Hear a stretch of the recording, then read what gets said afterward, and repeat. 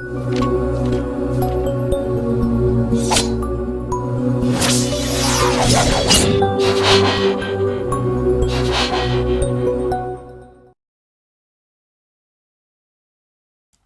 அறிவோம் என்ற நம்முடைய சிந்தனையில் செப்டம்பர் மாதமாகிய இந்த விவிலிய மாதத்தில் மாதா தொலைக்காட்சியின் மூலமாக விடுதலை பயண நூலில் விவிலிய மாந்தர்களுடைய பெயர்கள் நமக்கு சொல்லக்கூடிய செய்தி என்ன, வாழ்வு பாடம் என்ன என்பதை சிந்தித்துக் கொண்டிருக்கிற நமக்கு இன்று நமக்கு சொல்லப்படக்கூடிய சொல் இத்திரோ.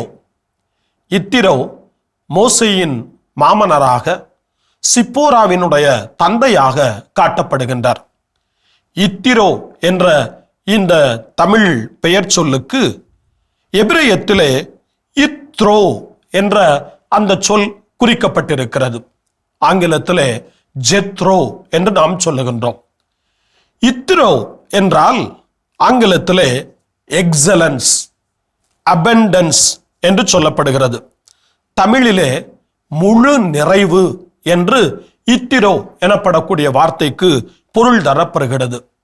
அதிமேன்மை என்ற ஒரு பொருளையும் இந்த பெயர் நமக்கு எடுத்து சொல்லுகிறது. இந்த இத்திரோ தன்னுடைய மகளை மோசேயுக்கு மணமுடித்தது கொடுத்து தன்னுடைய கடமையை அவர் முடித்து விடவில்லை. விடுதலை பயண நூல் 18ஆம் அதிகாரத்திலே மோசேயுக்கு ஆலோசனை கொடுக்கக்கூடியவராகவும் இந்த இத்திரோ காட்டப்படுகின்றார்.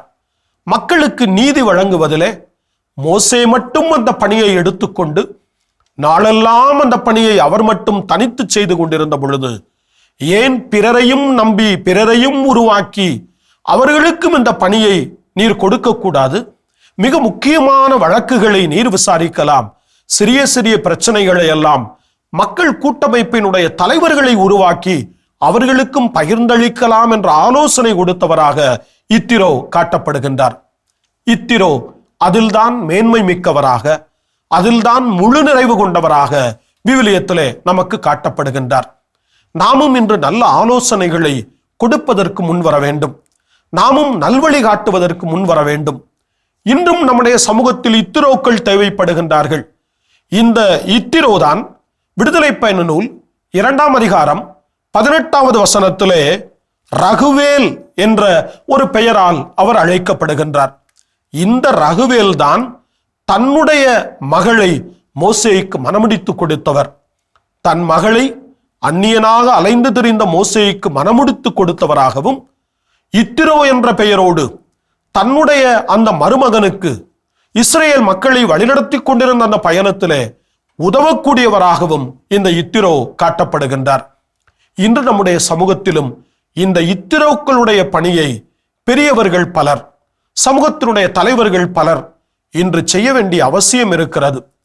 பலர் இன்று சரியான வழிகாட்டுதல் இல்லாமல், சரியான ஒரு ஆலோசனைகள் இல்லாமல் தாங்கள் விரும்பியபடியே செய்து கொண்டிருக்கக்கூடிய நிலையில இன்று இத்திரோக்களுடைய பணி மிகவும் அவசியம்.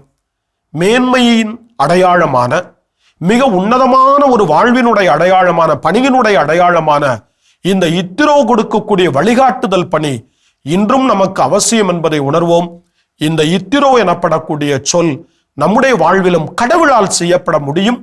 கடவுளின் ஆவியானவரால் அது நிகழ முடியும் என்பதை நம்புவோம். நல்ல ஆலோசனைகளை தரக்கூடிய ஆவியாருக்கு செவி கொடுப்போம். விவிலியம் அறிவோம், இயேசுவின் சீடராய் வாழ்வோம்.